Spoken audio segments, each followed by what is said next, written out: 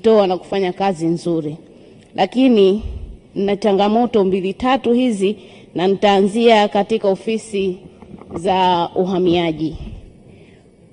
Ikiwa kuna sehemu tunatakiwa kuwekeza sana, basi ni ofisi za uhamiaji. Ofisi za uhamiaji ni changamoto kubwa sana. Hata ukiangalia ofisi yetu ya uhamiaji Dodoma, haifanani kuwa ni ofisi iliyopo makao makuu ya nchi.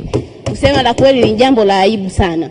Kwa hiyo tujitahidi tuweze kuwekeza katika ofisi za uhamiaji ili mradi tuende sawa na nchi yetu Tanzania inayoendelea.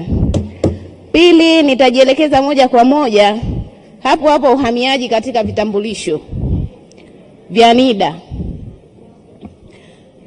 Ofisi za vitambulisho vya NIDA hasa kwa mkoa wangu Kaskazini Pemba ni changamoto kubwa. Mkoa wa Kaskazini Pemba, wilaya ya Wete, ofisi za NIDA ya mkoa na wilaya ipo katika ofisi ya mkuu wa mkoa wa Kaskazini, Mheshimiwa Salama. Pale ndio kuna ofisi ya NIDA. Ukenda ni chumba tu hivi. Hapo ndio kuna ofisi ya NIDA ya wilaya, hapo ndio kuna ofisi ya NIDA ya mkoa. Ningekuomba Mheshimiwa Waziri, utakapokuja kuhitimisha hoja yako hapa, uniambie ni kiasi gani katika bajeti hii tutapata kule Kaskazini, na sisi angalau tuweze kujenga ofisi inayoendana na maendeleo yetu kwa sasa. Lakini jengine nijielekeze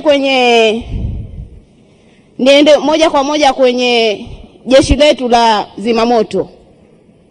Mheshimiwa Waziri, kiukweli jeshi letu la zimamoto linataka liwezeshwe, na liwezeshwe liwe sawa sawa na jeshi la wananchi la Tanzania, kwa sababu hili ni jeshi muhimu sana.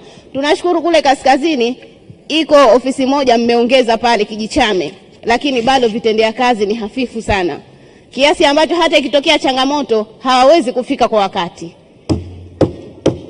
Baada ya hayo sasa niende moja kwa moja kwa wanaharakati.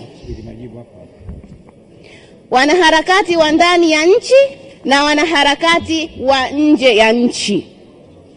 Mheshimiwa Waziri, mwiba uchomapo ndipo utokapo. Hili jambo kama halikuanzia hapa nyumbani, wa nje asingeweza kufanya haya. Mheshimiwa Waziri, mimi nimpongeze sana mama. Huyu mama ni mama mvumilivu mno kwa yanayotendeka. Mimi hukaa nikajita, hata ingekuwa ni mimi nadhani hapa tungekuwa tunazungumza lugha nyingine. Si kitu rahisi. Mama anadhalilishwa mno.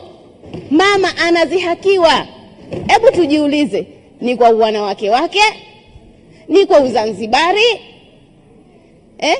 Au tuseme ni kwa udini? Mambo yamekuwa mengi. Walitokea wanaharakati, umeshasema no reform, tulia. Baki na no reform yako. Vyama 19, hivi 18 vilivyobaki tutakwenda kwenye uchaguzi. Kama umeshindwa usikimbie na mpira kwa pani.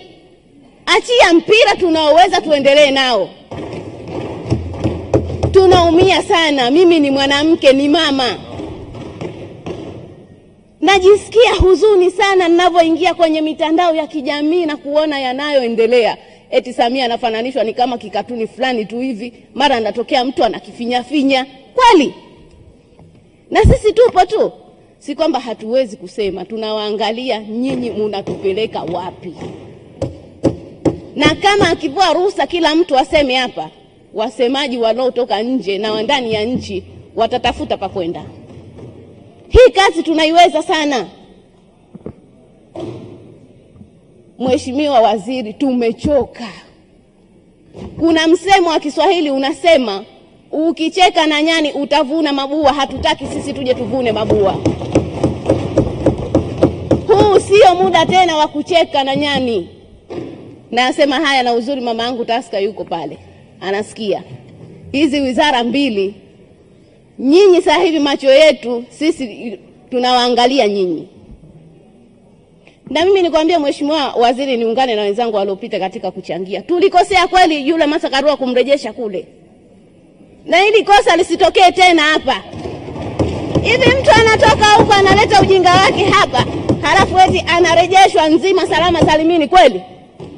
Na yule anayesema anadai kapigwa eti anashuka kwenye gari anajichechemeza kweli? Yule alikuwa apigwa arudi na mitungi ya gesi kule kwao.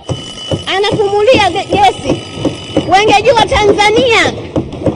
Wengeona makali ya jeshi la Tanzania.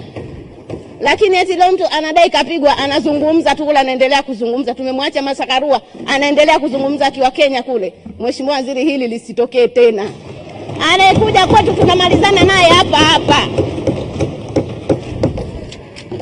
Anaingia ndani ya 18 zetu tumalizane naye hapa hapa. Wanapotaka tunataka. Sisi hatujashindwa na sisi hatuwaogopi. Wasifikirie kama walivyoweza kufanya kule kwao watakuja kuchochea Tanzania iwe hivyo. Tanzania ni nchi tunayoheshimiana. Tanzania ni nchi ambayo tunaishi kwa urafiki na udugu. Sisi tunaheshimu sheria zetu. Wao tuliwaona kule, walienda kunajisi mpaka bunge lao. Nchi gani ile? Eti alafu mtu anakuambia tukasome kwao. Tukasome nini? Kipi tukasome? Sisi hatuna cha kusoma kwa Wakenya, isipokuwa Wakenya watoke kule waje wajifunze kwetu. Waje watalii kwenye nchi yetu waone. Wafundishe namna siasa inapofanya. Baada ya machache, Mheshimiwa Naibu Waziri, unaona Mheshimiwa Naibu Spika ananiangalia. Asante sana, naunga mkono hoja.